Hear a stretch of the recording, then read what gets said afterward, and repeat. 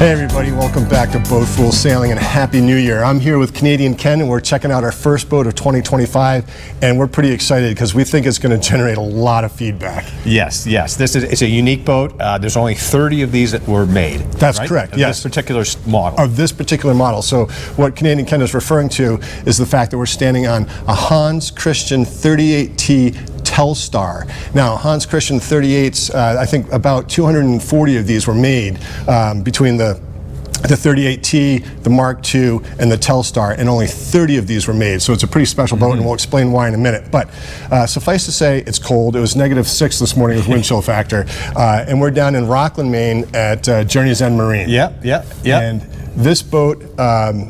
What do you like to say? It's sort of a diamond in the rough. Yeah. You'll see. We do our condition rating on this. It might be in the C4. C4s, maybe C5. Yeah, we'll see. But this boat is loaded with potential, and frankly, because it's so cold and we're indoors, we had to come up and check it out first, and it's pretty special, I think. And like we said, only 30 of these were made, and the list price on this is $90,000. Now, there are currently, including this boat, 9 for sale worldwide that we could find. This one's for sale by owner. She's a 1989, and the next newest one for sale right now is a 1986, and it's not a Telstar. And the list price range out there right now in the market is from about $29,000 to $165,000 for a 38T or Mark II. And this is the only Telstar on the market that I could find. Right. So it's a rare bird. Right, and these are initially the designers in California? Hans Christian was founded in California by John Edwards, and Harwood Ives was the designer on this, and then built in Taiwan. So these were all built mostly in Taiwan. Yeah. And so either shipped over here or sailed over here. Right, either way, right? And they were meant to go around the world. These are your quintessential blue water cruisers, and they are renowned and legendary for their seaworthiness and prowess on the open seas. So it's going to be a lot of fun to check out. Yeah. But before we do, just a quick note. As we mentioned in our last episode of 2024, we're going to be launching a newsletter at the end of this month, and we'll send out a reminder to those who have signed up mid-month. But we're launching a newsletter called the BoatFools Report, and we'll put the web address up on the screen so you can go sign up. And it's going to be sort of a deeper dive into boats that are for sale in the market around the world, and cool stories that are out there. Yeah, and some updates and anything that we can show you that we've done, or boats that I've sold since. Right. We'll and you'll have access to our exclusive sales data that we've been collecting since we started this show, and our rating system for these boats, and it's pretty neat, and we think you'll find it fascinating, and we go over maintenance ideas and costs of ownership and all that sort of stuff. Without further ado, let's go check out this beauty. This is a beauty. I mean, it needs a little work. Keep an open mind. Absolutely. Keep an open mind, and again, that $90,000 is just the asking price. Okay, so don't leave a comment saying it's too high. Well, it's too high if you don't make an offer that's lower, right? So, and the value of this boat is what a seller agrees to sell it for, and a buyer agrees to pay for it. Right? Exactly. So, if you love this boat, don't hesitate to make an offer. All right, so I am sitting out on the bumpkin of this Hans Christian 38T Telstar, and what a cool vantage point. Bimkin. Some people say boomkin, I say bumpkin, you say potato, I say potato. I don't know. Either way, what a neat spot to sit here. Of course, the backstay will be right here, but what a great vantage point of watching our helmsman steer. But what a neat feature on this boat, and it has auto helm, I believe, a wind vane style and a traditional ram style through Garmin. Right. And here we are. You can see that the bright work on the tow rail and the combing in the cockpit is beautiful. Okay, this has all been recently professionally done by Journey's End Marine, and the combing in here is extraordinarily high and really comfortable. And you'll note it's kind of tight in here, and this is because it's a blue water cruiser, and if you ship a lot of water, you don't want a huge cockpit filling up with water. So you've got nice drain holes back here and up forward here as well. Now, when we get to some of that C5 stuff, you can see that a lot of this bright work needs to be revarnished and taken care of. And these newly varnished hatch doors need new hinges. So this is all sort of a work in progress. It's going to be work someone's going to have to do. But other than that, a generously sized cockpit, nice high combing, so you're going to feel very secure in here. And this binnacle's got some nice patina on it. Yeah, some serious patina on it there. Yeah. I like the little compass door there. It's nice. Yep. You have a wooden wheel that needs to be revarnished. Yep. You've got a Garmin GPS chart plotter that does have radar. It is NEMA 2000. And you also have your auto helm controls down here. Right under there, you've got that. Right. So all of this is functioning. There's radar on the mast. We found it. Yeah. But you can see, oh, turn the wheel there for you. Yeah, there you go. There's your quadrant down there. All that is functioning. Yeah, and very accessible. Various lines for the auto helm. This needs a little bit of work too. Yeah, so there's some things that need work. Like, for example, this needs some new screws for your hinges because this locker cover comes right off. Yeah, but find some old bronze hinges and you'll be good to go. Yeah. Wow, it's pretty though. Pretty cockpit. Very pretty. I like it's got the offset hatch, companionway. Yep. And then a nice a light here that goes into the quarter berth down there. Below. So we'll get to that. All self-tailing winches up here. Yeah, good size. Big variant, 28 plus. Yeah. Variant self-tailing winches, and the engine. She was repowered. When we go down below, we'll take a look at it. But she was repowered in 2006. So it's I think it's a Yanmar, but with hours that are, we believe, around 2,000. But we'll try to confirm that. Okay. But in any event, you've got a Dodger. The eyes and glass looks decent. Yeah. It does need some work. Yeah, I saw a little rip in there. There's some rips, yeah. so that's an off-season job for somebody.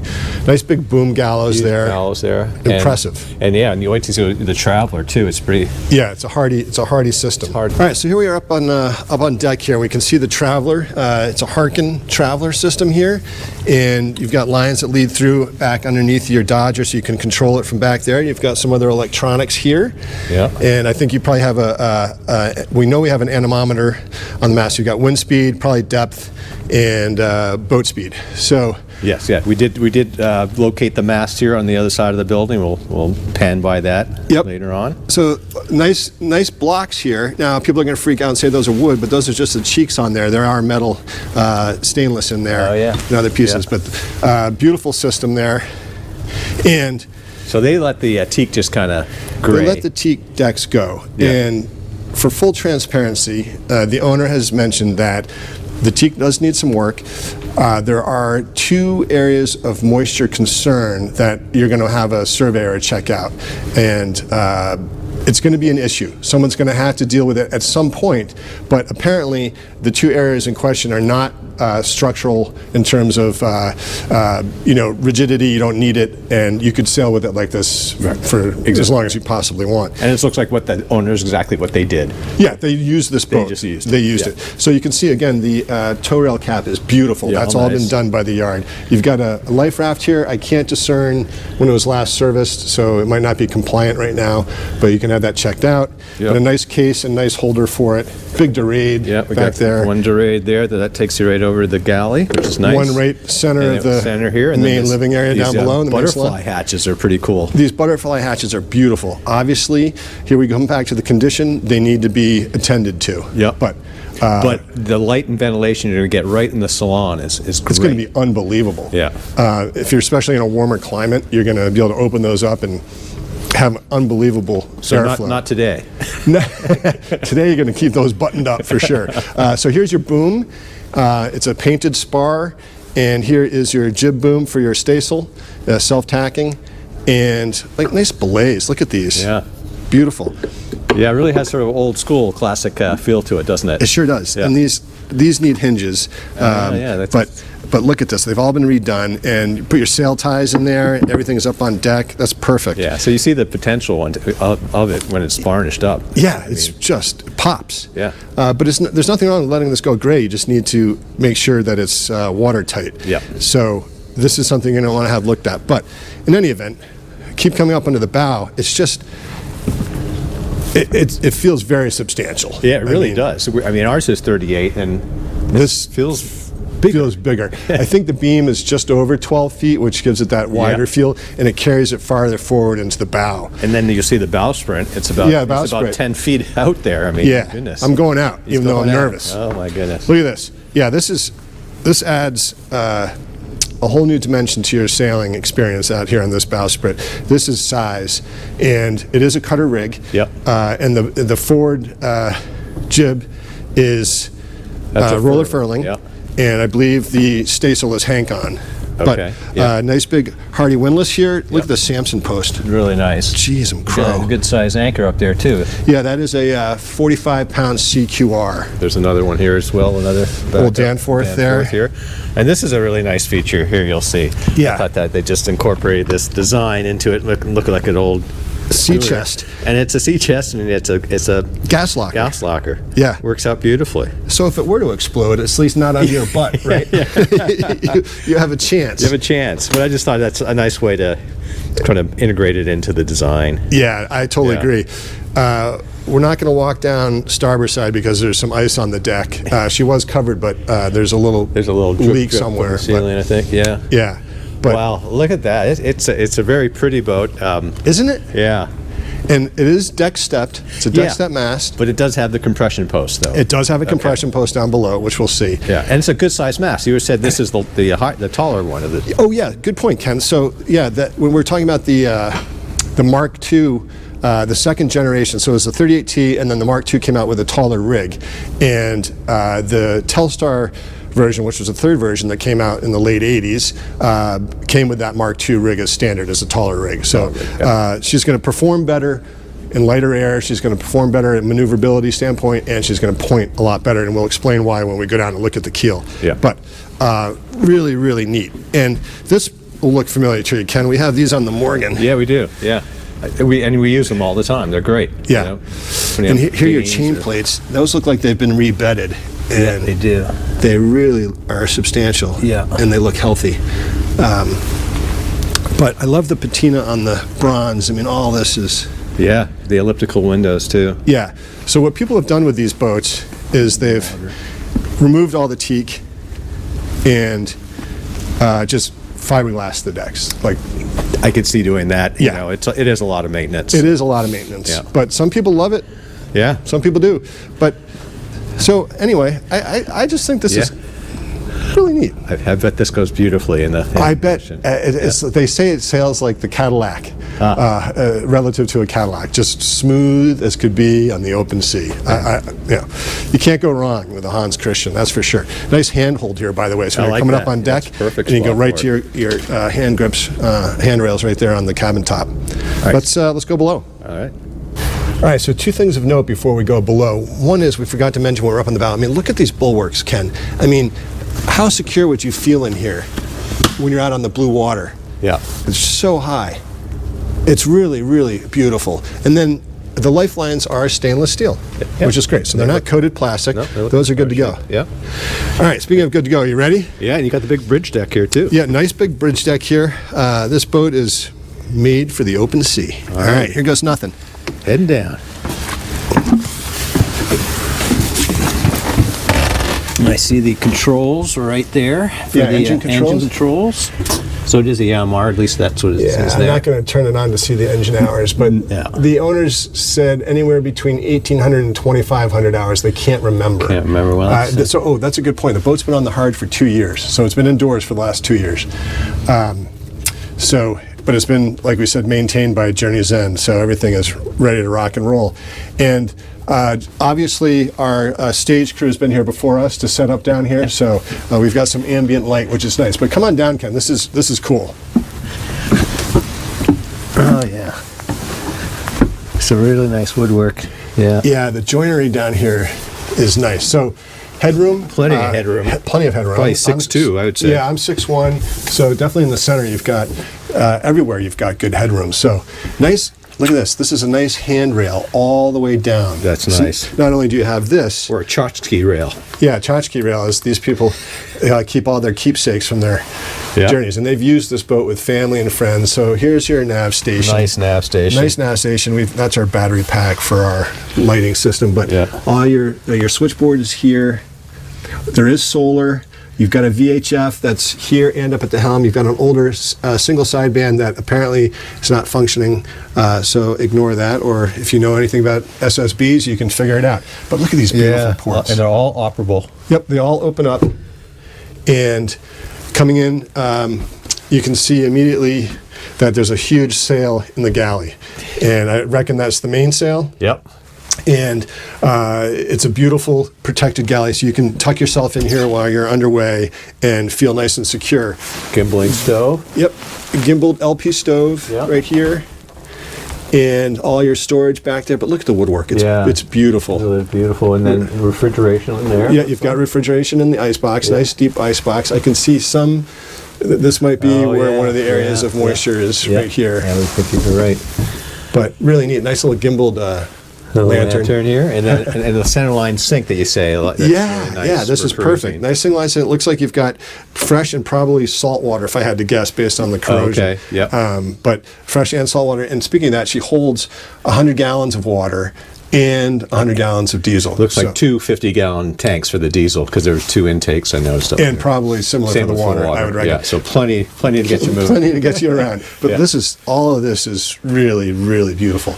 And here, you've got screens for those butterfly hatches. Oh yeah, there it is. So you can keep the butterfly-sized mosquitoes out when you're up here in Maine. But we had, like we said in earlier videos, we don't see mosquitoes anymore. The food chain is broken down. What's happened? But a nice little prep area here. I like that. Oh, look at this. By the way, the name of the boat is Cricket. There is Cricket. Yeah.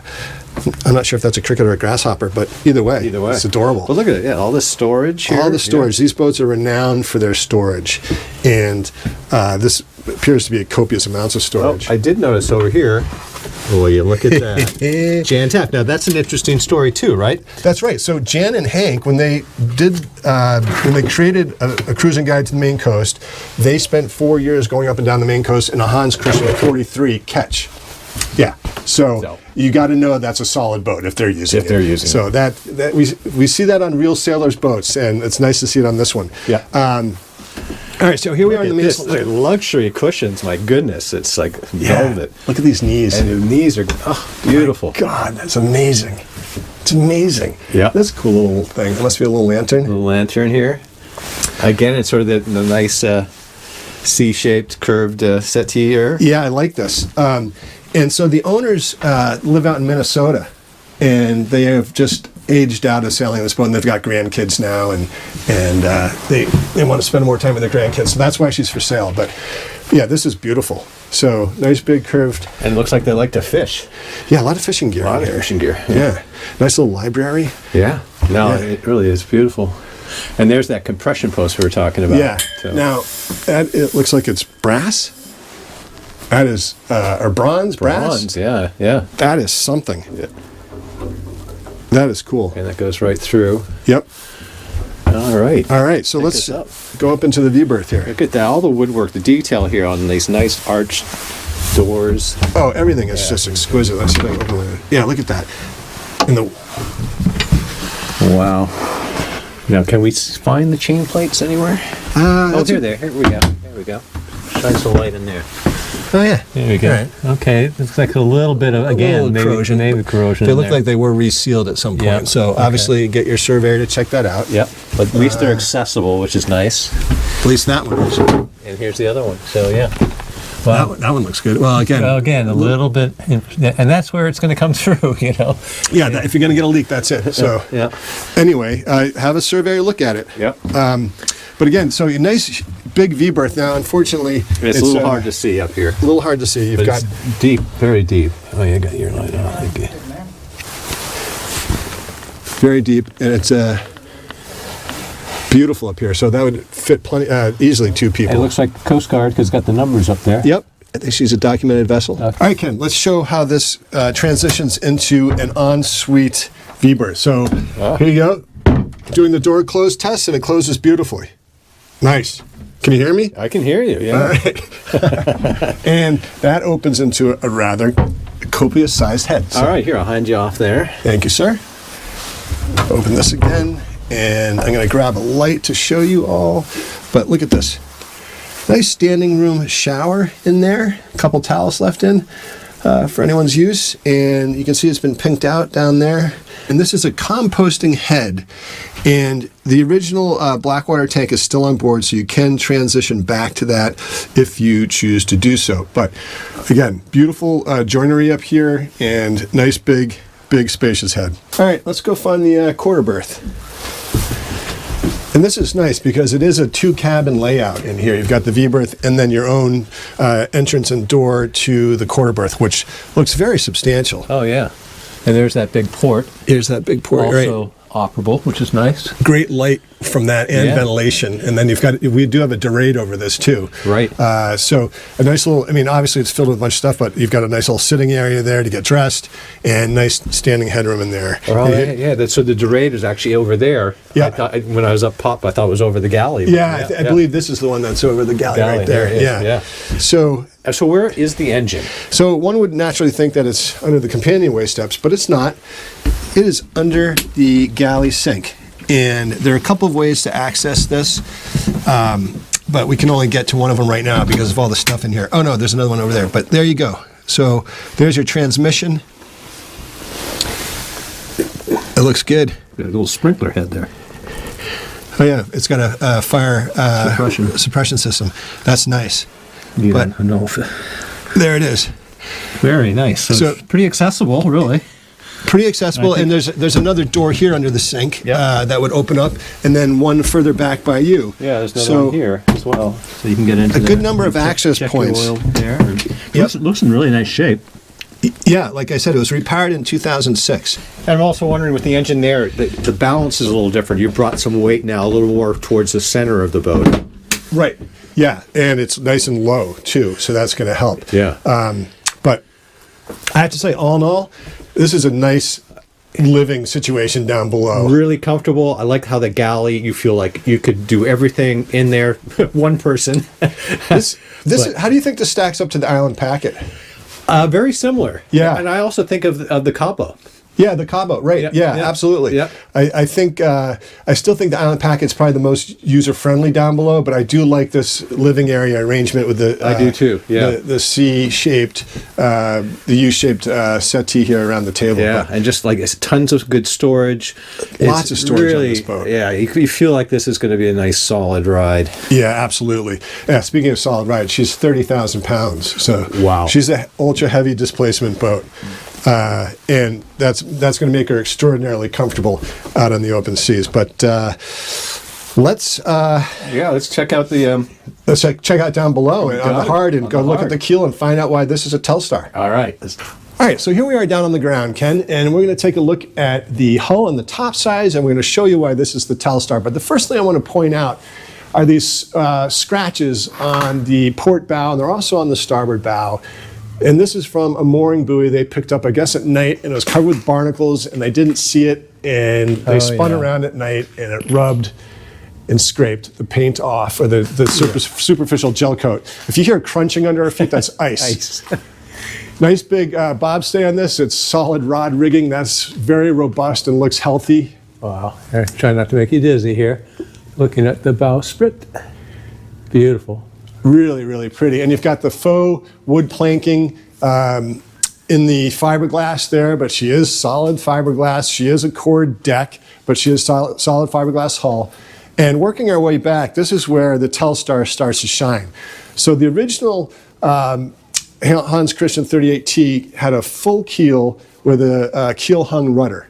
And at some point in the mid 80s, the owner of Hans Christian decided to modify this, and they pushed the keel back a little bit and made the cutaway forefoot a little more dramatic. And the big thing they did was they took a big bite out of the keel back here, kind of like a brewer bite, and made it a skeg hung rudder. And so this boat, the 30 of these that were made, they didn't know what was going to happen when they did this. And when they took it for a test sail, apparently they are blown away at how well she pointed and how well she handled lighter air versus the regular 38T and the Mark II. The Mark II also has a full keel.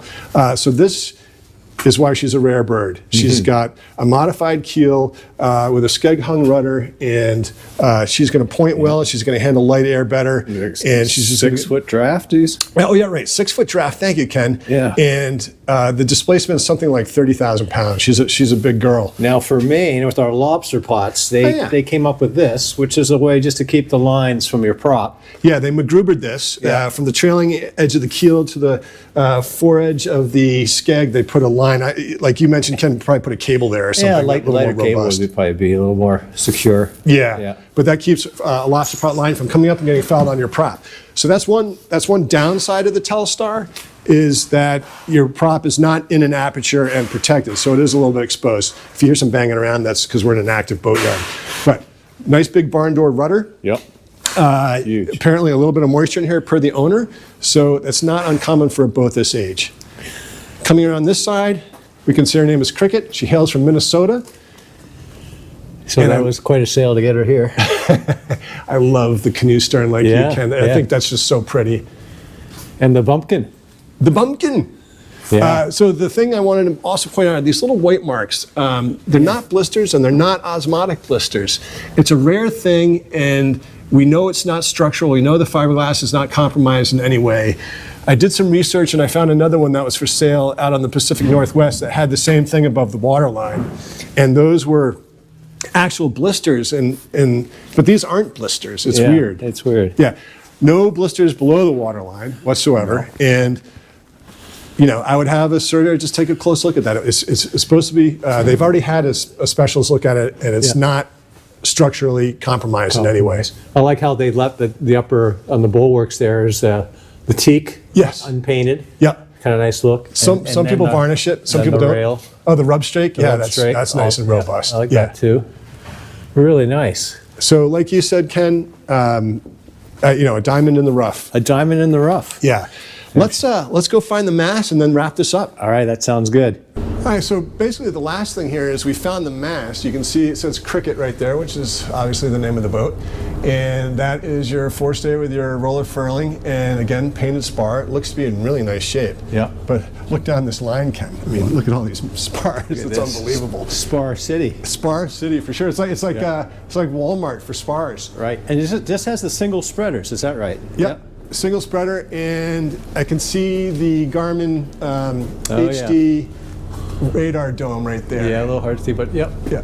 So There it is. Yeah, Yeah. that's a good size mast. it's definitely stout, right? Like Yeah. it's just rugged. Now, the owner said that they have not replaced the standing rigging. So that's something you're going to want to do. And I can tell you from experience that this is going to probably be in the $5,000 range to replace the standing rigging, to have someone do it for you. So just FYI. But looks good. Yeah. Looks good. Well, this is a heck of a boat. What did you think, Kenneth? Yeah, a bit of a diamond in the rough. It definitely needs some work on the bright work, especially. But where they have been maintaining and upgrading, it looks beautiful. Yeah, it really does. So you can see the potential, but there's a lot of bright work to be worked on here. Yeah, so if you're a DIY kind of person, this is a boat for you. And I agree with you. There's some work that needs to be done to bring her back to where she really should be. But it's a rare enough boat that I think it's worth it. And I think it's worth making an offer if you're interested in this boat. And I want to reiterate that this is really a robust cruiser, and it's meant for ocean sailing. It's a nice stiff boat, and its comfort ratio is well over 40. It's like 43. So it's going to be a comfortable ride out at sea. Yeah, this is not a day sailor. No, right. This is not meant for going out for a couple hours. This is, if you're going to go sailing, you're going to go out for a weekend, you're going to go for a coastal cruise, you're going to go across the Atlantic or the Pacific or wherever you want to go. These boats have been everywhere. Everywhere, yeah. So it's a special enough boat that I think it's worth a close look, and obviously you're going to get a solid marine survey and make sure everything is up to snuff in terms of the systems and the chain plates and whatnot. We've seen the mast, you know why it's the Telstar. So like I said in the opening, this is a rare bird, and if I had the dry powder, I'd be very interested in this if I was looking to do something. Yeah. For cruising, this would be fantastic. And you notice, I think that's one of the reasons I like the canoe end, is that if you're in a following sea, right, then you're you're not going to get that waves. You're not going to get pooped, as they say. Is that right? Yeah. It's designed for this, Yeah. and it's a special boat. And with the refrigeration and all the water and fuel capacity, you could disappear for quite some time. And solar. Yeah, that's right. The solar.